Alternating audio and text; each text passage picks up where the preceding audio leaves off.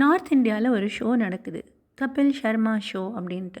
அந்த ஷோவுக்கு இந்த 3 உயர்ந்த இடத்தில் இருக்கும் நடிகைகள், ஜாம்பவான்கள்னே சொல்லலாம், வானத்து தாரகைகள்னே சொல்லலாம். ஆஷா பரேக், வஹிதா ரஹ்மான், ஹெலன் 3 பேரும் உச்ச நட்சத்திர தாரகைகள். அவர்கள் எவ்வளவு இளமையாக இருந்திருக்காங்க, இப்போதைய முதுமை நிலையும் பார்க்கலாம். இந்த ரியாலிட்டி ஷோ பேட்டியில் அவங்க சொன்னதாவது, 60-70களில் ஷூட்டிங் நடக்கும் இடத்தில் டாய்லெட் வசதியே கிடையாது. அதனால காலையிலேருந்து சாயந்தரம் வரைக்கும் டாய்லெட் போக மாட்டாங்க, வீட்டுக்கு போய் தான் டாய்லெட் போவாங்களாம். எத்தனையோ கடினமான பாதையை கடந்து தான் உச்ச நட்சத்திரமாக திகழ்ந்திருக்காங்க. வஹிதா ரஹ்மானும் ஹெலனும் குடும்பத்தோடு செட்டில் ஆயிட்டாங்க. ஆஷா பரேக் இன்னும் கல்யாணமே செய்து கொள்ளலை.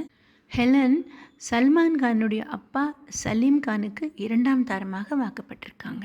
அப்படி எத்தனை கஷ்டம் இருந்தாலும் ஒரு உச்ச இடத்தை தொட்டிருக்காங்க இவங்க மூவரும். இப்போ இருக்கும் நடிகர்களை நினைத்து பாருங்கள். சயின்ஸ் டெக்னாலஜி இம்ப்ரூவ் ஆயிருக்கு, எத்தனையோ வசதிகள் அவங்களுக்கு ஏற்படுத்தி கொடுக்குறாங்க.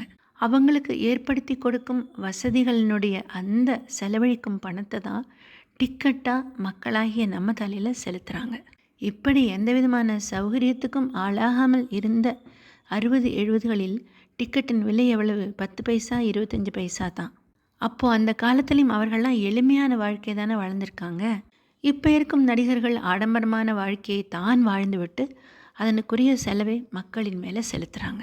ஆமாங்க, அவங்க செலவழித்த பணமெல்லாம் எப்படி வசூலாகுது? நாம் டிக்கெட்டுக்கு கொடுக்கும் காசு தானே.